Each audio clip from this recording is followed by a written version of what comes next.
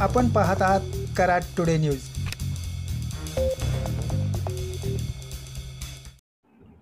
सह्याद्री सहकारी कारखान्याच्या निवडणुकीच्या मतमोजणीत पहिल्या फेरीतील मतमोजणी पूर्ण झाली असून कारखान्याचे चेअरमन माजी मंत्री बाळासाहेब पाटील यांचे पी.डी. पाटील पॅनेल सुमारे 4,000 मतांहून अधिक मतांनी आघाडीवर आहे।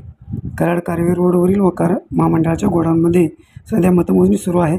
पहिल्या फेरीतील कराड, तळबीड, उंब्रज, कोपर्ड्यावली, मसूर, वाटारकिरोली यासह सर्वच गटातील उमेदवारांची आघाडी कायम आहे। सध्या दुसऱ्या फेरीतील मतमोजणी सुरू असून पहिल्या फेरीतीलच आघाडी कायम राहिल्याने सभासद कार्यकर्त्यांनी आमदार बाळासाहेब पाटील यांच्या निवासस्थानी हजारोच्या संख्येने गर्दी करून गुलालाची उधळण सुरू केली आहे। यावेळी अनेकजण बाळासाहेब पाटील यांना भेटून अभिनंदन करीत आहेत।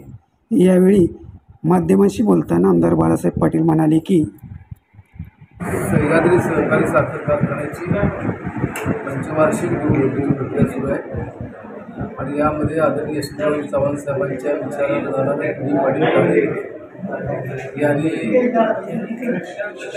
पहिल्या फेरीमध्ये 4,200पेक्षा अधिकची आघाडी घेतली।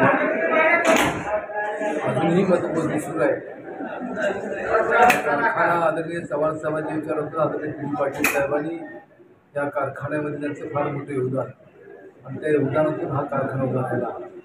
सर्वसामान्य सभासद, शेतकरी, सर्व हितचिंतक या सर्वांचं अतिशय मोलाचं सहकार्य आणि एकंदर सपोर्ट हा चांगला मिळाला। त्यामुळे या यशाकडे आमची वाटचाल दिसू आहे। हे सर्व सभासदांची, शेतकरी बांधवांच्या अतिशय अतिशय